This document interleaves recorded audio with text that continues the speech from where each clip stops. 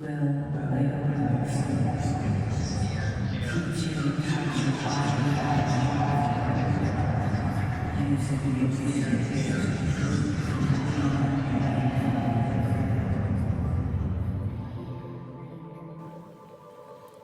you to touch your body like a torn flag. Use it against you to prove the hand letting go. But being human, you already know this. Yes, beauty is a private torture, no matter what life you lead. Sometimes this is all you can remember, and other times it is all there is to know.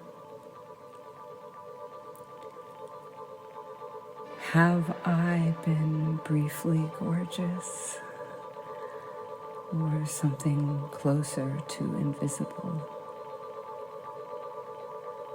or worse? How this question dances in the back of the throat, ready for ink, as the earth, that old redeemer, empties out at the first sign of rust. Mirror, mirror on the wall, who's the fairest of us all? What to do with the truth when it gathers at the window pane belligerently? If not me, then who?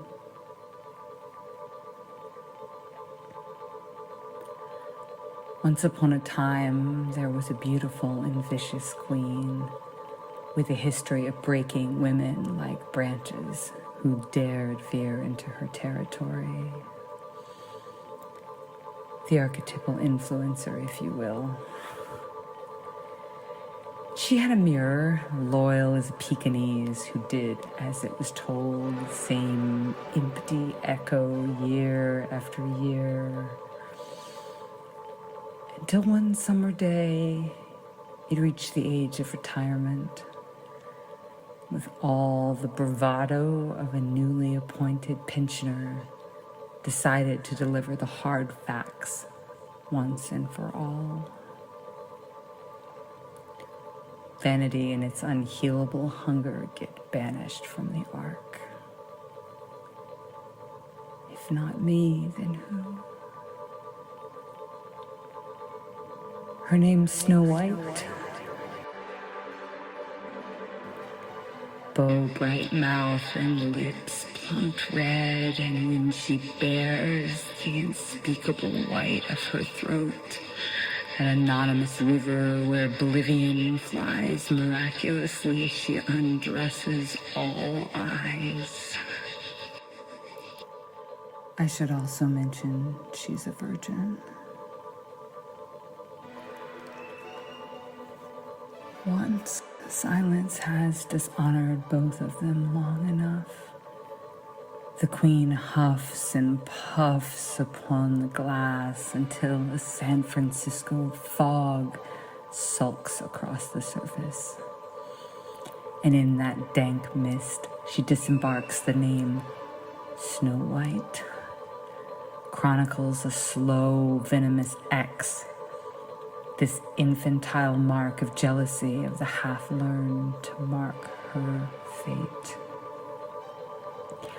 I will cross the Atlantic to have her head, this petty assassin thinks, as she examines her motives in the wrinkles spidered across the back of her hand. And finding them most fair and faultless, she rouses a lukewarm axe, for what palace is not full of them? Its place of repose curled like a cat on the carpet. As it was in the beginning, is now, and always shall be. Mosaicked disobedience like dark jewels, halves of stars now feathered down her bodice.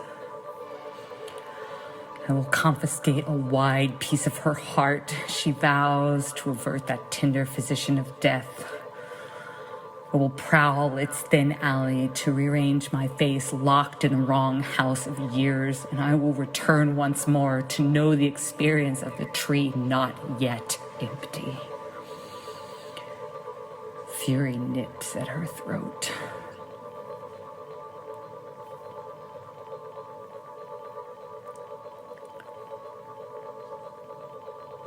Seven mountains, 7 headaches, 7 days and 7 gowns. The queen and her revenge ferreted through the sacred groves, a bounty for beauty buttering the coffin. Even the moon pays attention. On the 7th morning, she eavesdrops on the 7 little men who trot out from an underground cottage, their shape of innocence no higher than her knee. A flute follows, and then a bonefish the size of a tricycle. A village worth of ipsoni balanced on the backs of snails, those subterranean waiters. His thimbled offspring soon follow, bearing Horiatekis Alates, Fava, Pujaria, Lumolakia, 60,000 Melamakarana. Not your mother's recipe, of course, unrivaled, but devastating nonetheless. And because fever recognizes fever, she registers. Simura Yotasume, and licks her lips, those 2 gristled eels. Approaches. In whose honor do you gather? Question trails after the 7 hustlers like a kite.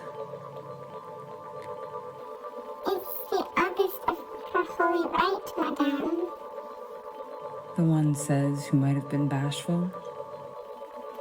Of Snow White, goddess of purity. Lucky is the improviser whose stubborn body doesn't falter when the answer they've been waiting for stands there breathing. Her eyes wear the harm intended in a shade of emerald. Do you not recognize me? She bristles. It is I, Queen of Thessaloniki. 7 question marks arrow toward her as she sizzles. Little fools, I have traveled a long way from my kingdom to bestow a prophecy unto Snow White. Now let me pass, or you shall sit on my dinner plate. Tyranny and its engines of amputation bloom through her.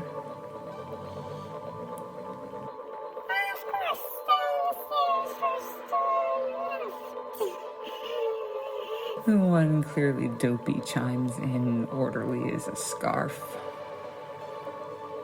The killer queen, no stranger to the underworld, spies the door immediately as it flies open like a bathrobe onto Snow White. Red as a broken nose now, she shrugs a knife from her royal centerpiece. Lost, she says, and aims for the exposed belly. But Snow White, however, soft and pink as cotton candy, only laughs at this circus of assassination in the royal ring and steps aside. 7 tender souls who care for me, Queen, she says. And you must know I bed them not. Though they have asked, of course, be men and all. Where are your people? I am a difficult woman, same as you. Same blood-oiled bones. Same river of regrets. Cover me like a heavy door smashed in by sacrifice. My body is just one of the many houses abandoned by hands. Covered in shame by those whispers that lift their chins firmly to flatten me out like a harp. And still, I know better than to drum up the hierarchy that waits within us all. Granted breath. So I may squat at the edge, neurotic by devotion. The frantic peep show of the middle-aged, threshing like a fish on a hook, hardening until I'm gone. Walk beside and not below me. Indeed, there is a recipe for this too.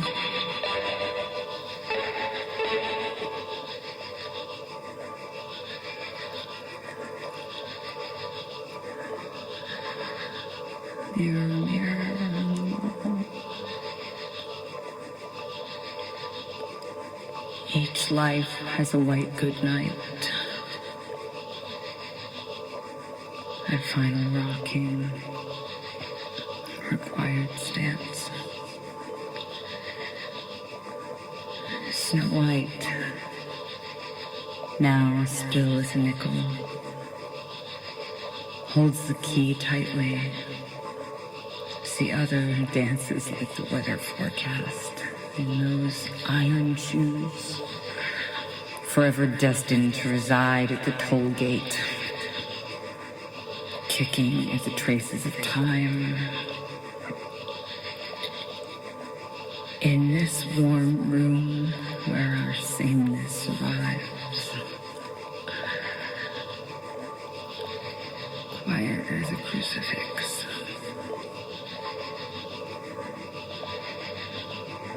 Mirror, mirror, if not me, then who?